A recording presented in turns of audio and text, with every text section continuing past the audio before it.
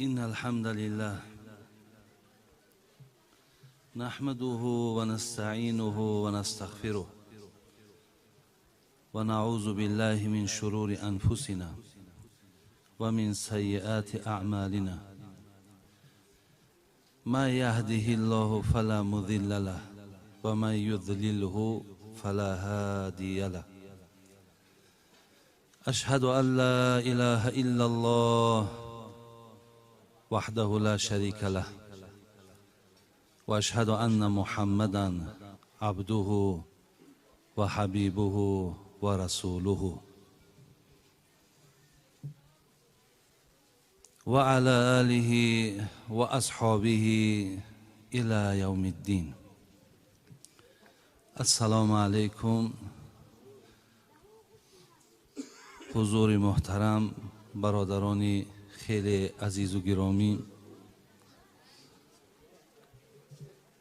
همه شما برادرانی که در این محفل حضور دارین، به این روز سعید، به این روز بندگی خدا، به این محفلی بسیار بسیار نیک و خوب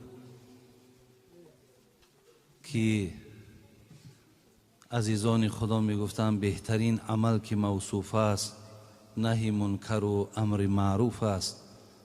شما را تبریک و تهنیت می گویم و از خداوندی که بی نهایت بخشنده و مهربان است، خواهان او هستم که خدای مهربان محبت همه شما را، اخلاص همه شما را، یقین همه شما را به سوی ذات خودش باز زیاد بگرداند.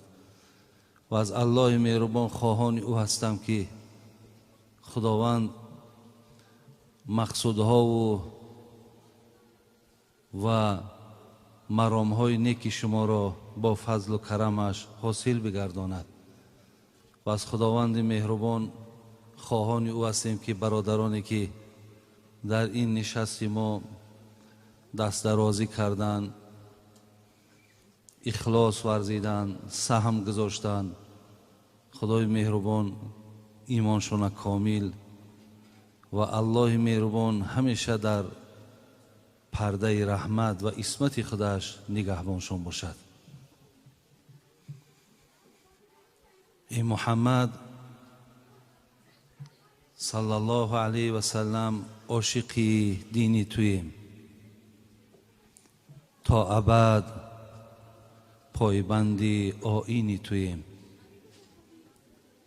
دوست دارم حق ز بد دورم کند، روز محشر با تو محشورم کند.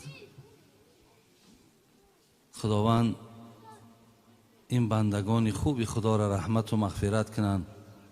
چگونه شعرهای عاشقانه را در وصف پیغمبر خدا ایجاد کردند و برای امروز ما گذاشتند تا از اینها ما تلاوت کنیم، خوانیم و به گوش دیگران رسانیم. حقیقتا برادران عزیز، از صحبت‌هایی که در اینجا شد، من فکر میکنم اگر همه شماها اهل علم باشین، نوبت به نوبت، ساعت به ساعت اگر صحبت هم که کنین، تا حال ما برادرای عزیز با آن گویم اصل آن چیزی که خواهیم رسیم شاید رسیده نتانیم. ولی به هر حال هم که باشد خداوند سپاسگزاریم که با برای ما فرصت میته، با برای ما یک شرایط فراهم میارد که ما در این باز یک اظهار امتی و بندگی ما اینجا گفته میگذاریم.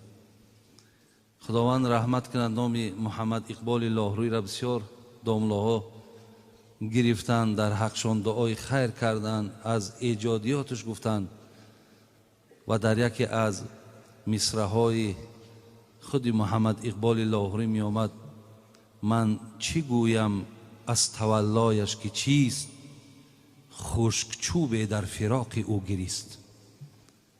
من مقصد برای شما چی بیان کنم در گرد این آفتاب تابان؟ چی گویم که وقتی که خشک چوب در فراق او گریست، وقتی یک خشک چوب وقتی با از معجزه های پیغمبری نازنین مان، از حیات حضرت که وقتی منبر حضرت عوض شد و آن تکیه که بر یک کنده خرما داشت وقتی جای خودش عوض کرد، این کنده، این چوب خرما از جدا شدن پیغمبر، از فراق پیغمبر گریه کردند. حتی در حدیث آمده است که صدای گریه این کنده خرما را توده مردم نمازگزار شنیدند تا زمانی که حضرت آمد دستش در بالای چوب گذاشت، حضرت خاموش ماند. بعضی عزیزان خدا می گفت اگر به شرط حبیب خدا دستش بالای همین کنده نمی گذاشت و نمی گفت که خاموش باش، همین کنده تا روز قیامت گریه می کرد. از این لحاظ برادرای عزیز، محمد اقبال لاهوری می گوید چی گویم در گرد یک شخصیتی که چوب در حق او گریه می کردن. یا از معجزه های حضرت میگد میگذشت در کوچه های مکه سنگ ها با او سلام میدادند. حتی میگه سنگ را یاد دارم که پیش از نبوتم مرا سلام میداد. از این لحاظ است که من میگویم اگر همگان ما در گرد حضرت صحبت هم که کنیم، ما از آن چیزی که خواهیم سیر شویم، برادرای عزیز ما سیر نمیشیم. حضرت مولانا جلال الدین رومی که یکی از عاشقان حبیب خدا بود، این عزیز خدا می گفت از چون به شأنش موسی نگاه کرد، شدن از امتش تمنا کرد. حتی حضرت موسی هم که میگه از آن احترام و اکرامی که حضرت پیش الله دارد وقتی نگاه کرد، از امت بودن پیغمبرم تمنا کرد. ما الحمدلله رب العالمین که چی بنده های خدا داده هستیم برادرای عزیز. قسم به بزرگی خدا ما بسیار بندگان خدا داده هستیم.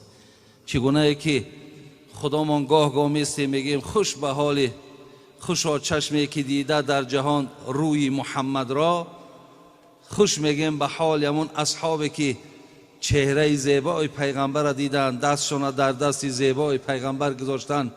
ما هم میگیم الحمدلله رب العالمین که امت این پیغمبر نازنین هستیم. اینش هم جای برادرای عزیز سپاسگزاری است، جای شکرگزاری است که ما امت چنین پیغمبر نازنینی هستیم. از این لحاظ شکرگزاری این هم برادرای عزیز، چند روزهایی که در بعضی محفل ها می نشینیم، داملوهای عزیز یک آیت بسیار معناهای خوب میکنن. اعوذ بالله من الشیطان الرجیم، لقد کان لکم فی رسول الله اسوة حسنه.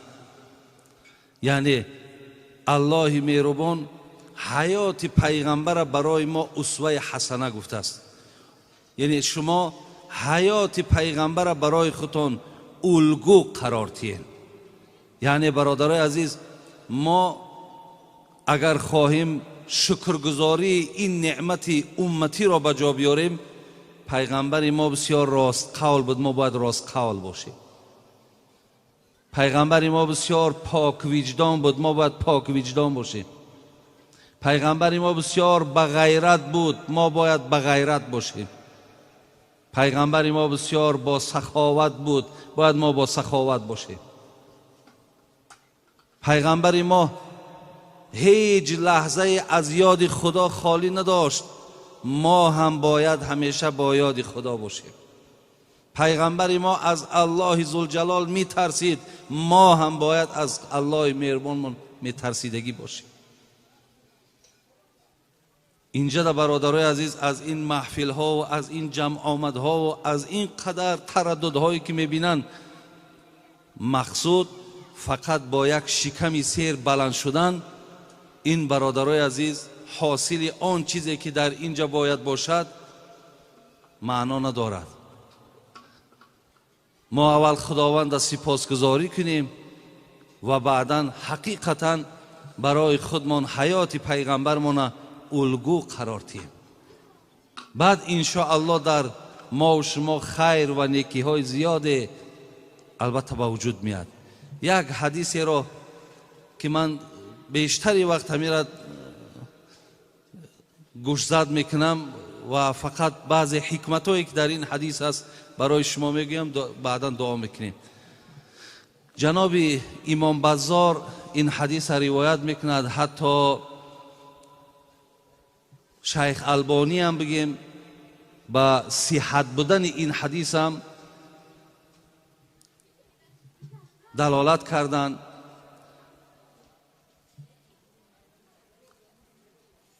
حدیث حضرت عایشه مادرمان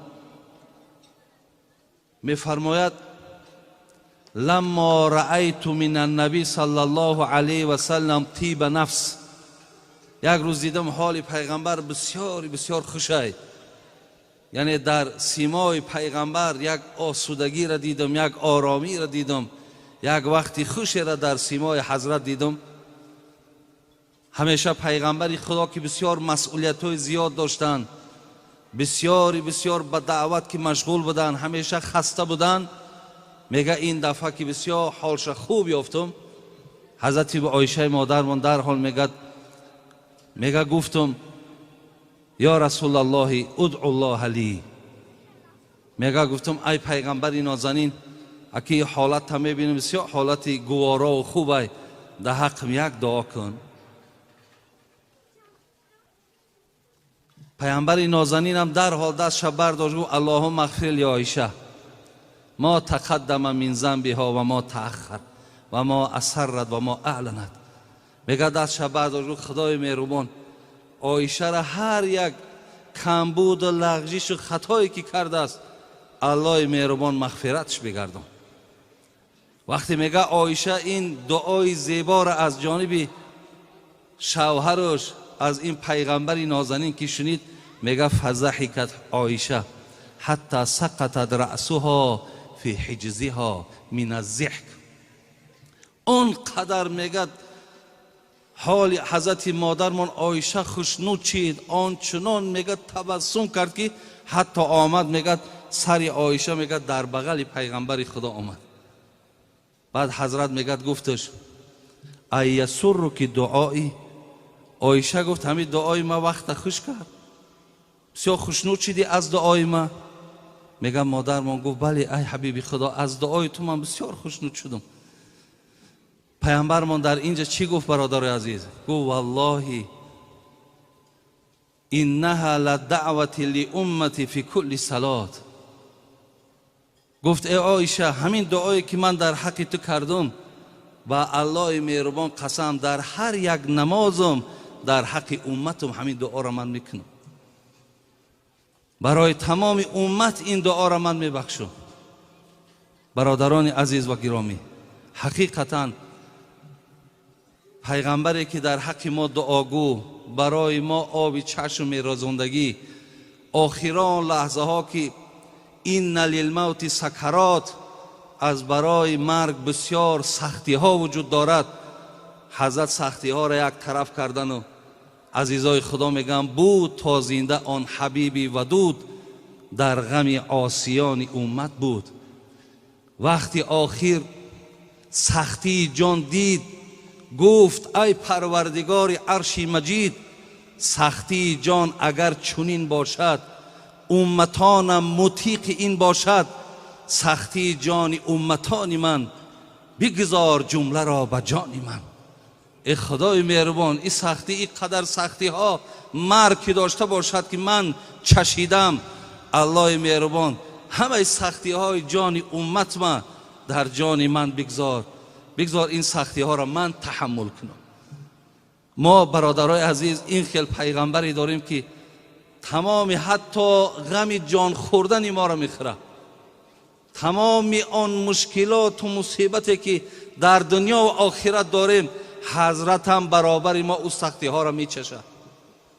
زین لحاظ به قدر این پیغمبر نازنین رسیدن در کار، از سنت های این حضرت برادرای عزیز ما را برخوردار شدن من در کار است. خداوند همه شما را ایمان کامل تید. خداوند بازم محبت و اخلاصمون به دین خدا زیاد بگرداند. برادر ما ایشان اسلام دین و برادر ما ایشان ویسدین و دیگر برادرایی که دستیاری دراز میکنن، محبت میکنن، اخلاص دارن، خداوند هر جا باشند در پناه رحمت و عصمتش نگهبانشان باشد. این چنین برادرای عزیز در حق همین دامله هایی که داریم که در هر یک گوشه ها با ما میشینن و صحبت میکنن و از هر جهت برای ما از حلال و از حرام و از شبهه آگاهی میتین، خداوند اینها را هم عمر دراز و ایمان کامل شانتید. خدا در این ملک ما و شما یک آسودگی و تینجی را بردوام نگه دارد. خدای گونه محفل ها را هم در ما و شما زیاد بگرداند. برای ما و شما شنیدن سخن خدا و پیغمبر به نهایت مهم است. برای جمعیت ما، برای وطن ما هم در کار است.